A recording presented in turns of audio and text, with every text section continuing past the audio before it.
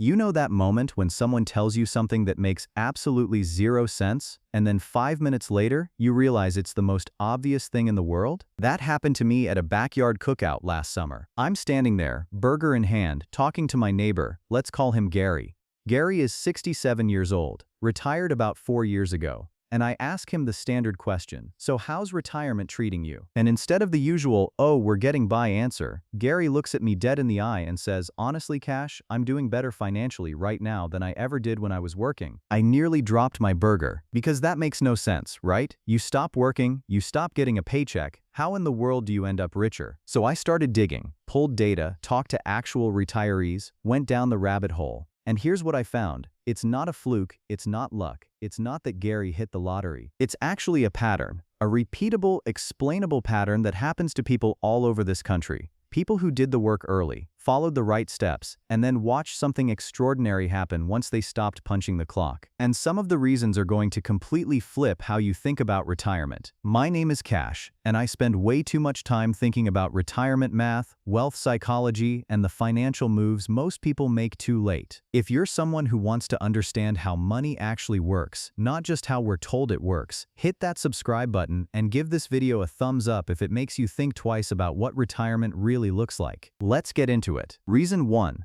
The tax situation completely transforms. When you're working, Uncle Sam is at the door before your money even reaches your bank account. Federal income tax, state income tax, Social Security tax, Medicare tax, all of it gone before you see a single dollar. And here's the thing most people miss. It's not just about the rate, it's about the structure. When you retire, your taxable income usually drops dramatically. You're no longer pulling that big salary. Instead, you're drawing from a mix of Social Security, retirement accounts, maybe some investment income, and because of how the tax brackets actually work, the math shifts in your favor in ways most people never anticipate. Let me walk you through a real example. No accounting degree required. Say you were making $100,000 a year while working. After federal taxes, state taxes, Social Security, and Medicare withholding, you might be taking home somewhere around $65,000 to $70,000. Maybe less, depending on your state. Now fast forward to retirement. You're pulling $60,000 total, $30,000 from Social Security, and $30,000 from a traditional IRA, or 401k. Here's where it gets interesting. Only a portion of Social Security is taxable, often around half. So instead of $30,000 being counted, only $15,000 counts towards your taxable income. Add that to the $30,000 IRA withdrawal and you're at $45,000. Then the standard deduction kicks in. If you're over 65, that's roughly $17,000. So your actual taxable income? Around $28,000. You spent $60,000, you're being taxed on $28,000. That's less than half. And if part of that money is coming from a Roth account, which we're going to talk about in a minute, the number drops even further. Think about that. You went from taking home $65,000 on a $100,000 salary to keeping nearly everything on $60,000 in retirement. It's like getting a quiet raise just for aging into the right tax bracket. Reason 2, your expenses crater, and not in the ways you'd expect. Think about everything you spend money on right now because of your job. The commute, gas, car maintenance, parking fees, maybe a transit pass, your work wardrobe. And depending on your field, that's not a small number. Lunch during the workday, coffee on the way in, that Thursday afternoon team lunch you didn't really want to go to but went anyway. Those are the obvious ones. But here's the one nobody really talks about, and it's the one that showed up over and over again in the comments on this topic, from people who've actually lived it. You stop spending money on convenience. When you're working full-time, you are time poor, and time poor people pay a premium for everything. You order takeout instead of cooking because you're exhausted. You pay someone to mow the lawn because you don't have a free Saturday. You maybe hire a cleaner once a month because deep cleaning at 10 p.m. is not a life anyone wants. But when you retire, you have the one thing money couldn't buy while you were working: time. And suddenly, you're cooking at home, doing your own yard work, handling the small repairs yourself instead of calling someone. Is it glamorous? No. Does it save you thousands of dollars a year? Absolutely. And then the big ones hit. Mortgage is paid off. Kids are out of the house. No more tuition. No more "Mom, can you cover this?" texts at 11:30 at night. Sound familiar? I thought so. The result is that your actual monthly expenses can drop by 30, 40, even 50% without feeling like you're living any worse. In fact, most retirees report feeling like they're living better. Because they're spending money on things they chose, not things they were obligated to. Reason 3. The invisible raise nobody talks about. This one wasn't in most retirement guides I found, but it showed up in comment after comment from people who'd actually crossed the finish line. When you retire, you stop contributing to things that were quietly draining your paycheck for decades. Think about it, you're no longer paying the employee side of Social Security tax. That's 6.2% of your income, gone. Medicare tax, another 1.45%. And if you were contributing 10, 12, 15% of your salary into a 401k every month, that stops too. Add it up, that's a 20% or more increase in what you're actually keeping, without your income changing by a single dollar. Here's a way to feel it. Imagine you were making $80,000 a year. You were contributing 12% to your 401k. That's $9,600 a year. Social Security and Medicare taxes ate another $5,800. That's over $15,000 a year. That never really felt like yours. In retirement, that $15,000 stays. It's yours. Every month, your effective take-home on whatever you're drawing goes up. Not because you earned more, but because you stopped losing it to mandatory deductions. And I get it, that sounds almost too simple, but compound that over 12 months, year after year, and the math is genuinely powerful. Reason 4. Compound interest stops being a spectator sport. When you're young and first start saving, compound interest is kind of anticlimactic. You put in money, it grows a little, and you're like, cool, I made $40 this month. It doesn't feel like it's doing anything. But here's the secret about compound interest that nobody really explains clearly. It's exponential, not linear. The growth accelerates over time, not gradually, dramatically. The first 20 years of saving, you're doing most of the heavy lifting, putting in money from every paycheck, building the base. But the last 10 to 15 years before retirement?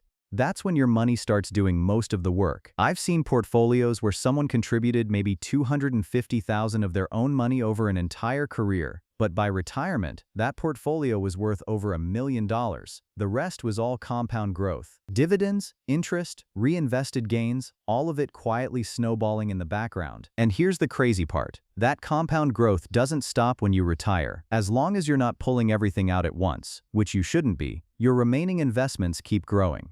So even while you're withdrawing money to cover your living expenses, your portfolio might still be getting larger. Think of it like a goose that lays golden eggs. You're only taking a few eggs at a time, and the goose keeps laying. Eventually, you look around and realize you've got more eggs than you started with, even though you've been eating some along the way. And that's not a fantasy, that's math. Reason 5. Social Security is a more powerful tool than most people give it credit for. I know. Everyone loves to trash Social Security. It's broken. It'll be gone by the time I need it. I'll never see that money. Hear me out. It's still here. It's still paying out. And for most retirees, it covers a significant chunk of their basic expenses without touching their investment portfolio at all. The average Social Security check right now is somewhere around $1,800 a month. If you're married, you're probably looking at close to $3,000 combined. And here's the part that matters most. That's guaranteed income for life. You cannot outlive it. Think about what that does for your portfolio strategy. If Social Security is covering your basic living expenses, you don't need to withdraw as much from your retirement accounts. And if you're withdrawing less, more money stays invested, more money keeps compounding. The portfolio that was supposed to slowly shrink, it's barely moving, or it's still growing. Social Security acts like a protective moat around your investment portfolio. It keeps you from having to dip into the principal. And over years and decades, that difference compounds into something significant. Plus, and this part gets overlooked, Social Security comes with inflation adjustments built in. Every year, as the cost of living goes up, your benefit goes up too. Try asking your old employer for that. Now, there's a real concern in the comments worth addressing directly. A lot of people asked, will Social Security even be there in 20 or 30 years? Here's the honest answer. The program faces funding pressure, that's real, but Social Security is also the most politically protected program in the United States government. Every generation has said it would be gone. Every generation has been wrong. And while adjustments may come, complete elimination is extraordinarily unlikely. Plan for it, fight for it, and don't write it off. Reason 6. Healthcare costs stabilize, with one major exception. Once you hit 65 and Medicare kicks in, your health insurance premiums typically drop dramatically compared to private insurance. I talked to people who were paying close to $2,000 a month for marketplace insurance in their early 60s. The day they turned 65 and switched to Medicare, their costs dropped to around $400 a month. That's $1,600 a month freed up just from aging into a government program. But here's where I'm going to stop and give you the warning that the original conversation completely skipped. And it came up over and over in the comments from people who lived it. IRMAA, Income-Related Monthly Adjustment Amount. It's the Medicare surcharge that hits higher-income retirees. If your combined income in retirement crosses certain thresholds, around $88,000 for singles, $176,000 for couples, you start paying significantly more for Medicare Part B and Part D. And the thresholds use your income from 2 years prior. So if you had a high-income year right before retirement, maybe you sold a business, did a big Roth conversion, or took a large distribution, you could get hit with RMAA, even though your retirement income is much lower now. One commenter said it perfectly. The biggest thing that gets overlooked when planning for retirement is RMAA. I cannot tell you how many financial planners had no clue. This is not a reason to fear retirement, it's a reason to plan specifically for it. Know the thresholds. Manage your income strategically in the years leading up to 65. Work with someone who actually understands Medicare and RMAA before you retire, not after. Alright, real talk. Did you know IRMAA existed before today? Drop a yes or no in the comments. I'm genuinely curious how many people got blindsided by this one. Reason 7. Downsizing unlocks a hidden wealth lever. Here's the scenario. You've been in a house for 25-30 years. You raised your kids there, you paid off the mortgage, and now it's worth significantly more than when you bought it. Because American real estate has a long history of appreciating over time. But now it's just you, or you and your spouse, and you're rattling around in a 4-bedroom house you don't actually need anymore. So you sell, and thanks to the capital gains exclusion on primary residences, up to $250,000 for singles, $500,000 for married couples, most of those gains are tax-free. Let's say you sell for $500,000 and buy a condo for $250,000. You just added $250,000 to your liquid net worth. And your new place has lower property taxes, lower utility bills, lower maintenance costs, and a lot less stuff that can break. I've seen people execute this move and end up with an extra $200,000 sitting in their investment accounts, still growing, while their monthly expenses dropped by $500 to $800. It's like getting paid to simplify your life. Not everyone does this, and that's okay. Some people are emotionally attached to their homes, and there's real value in that. But for those willing to make the move, it can be one of the most powerful wealth accelerators available in retirement. Reason 8. The Roth window, the tax move most people miss. This one came directly from people who'd done it and credited it as a game changer. There is a window of time, often between retirement and when you hit 73 and required minimum distributions kick in, where your taxable income might be lower than it's ever been in your adult life. And that window is the perfect time to convert traditional IRA or 401k money into a Roth account. Here's why it matters. Traditional accounts, your 401k, your traditional IRA, those get taxed when you withdraw. And when RMDs force you to pull out money, whether you need it or not, it can push you into a higher bracket, trigger more Social Security taxation, and yes, create an RMAA problem. But Roth accounts, withdrawals are completely tax-free. No RMDs, no RMAA trigger from Roth income, just pure tax-free money. The strategy is this. In the early years of retirement, while your income is low and your tax bracket is lower than it will be when RMDs force distributions, you convert chunks of your traditional account to Roth. You pay the tax now, at the lower rate, and lock in decades of tax-free growth. One commenter described it exactly. I converted traditional to Roth over a 5-year period prior to and during the pandemic. This was a big difference for the tax cliff that could have hit later. Actually, let me put it this way. This isn't just a tax strategy, it's an insurance policy against your own future success. Because if your investments keep growing and your RMDs get large, the taxes can genuinely surprise you. The Roth conversion window is how you get ahead of that. Reason 9. Part-time work becomes optional income, not survival income. A lot of retirees end up doing some kind of side hustle or part-time work in retirement. Not because they have to, because they want to. Retirement doesn't mean sitting in a rocking chair and waiting for something to happen. Most people would go sideways doing that. So instead, they find something they enjoy, something that happens to also generate income. Maybe they consult in their old industry a few hours a week. Maybe they turn a hobby into a small business. Maybe they do freelance work, seasonal projects, or take on a part-time role just to stay engaged. And here's the part that makes it different from working. They don't need the money to survive. their Social Security and retirement accounts are already covering their expenses.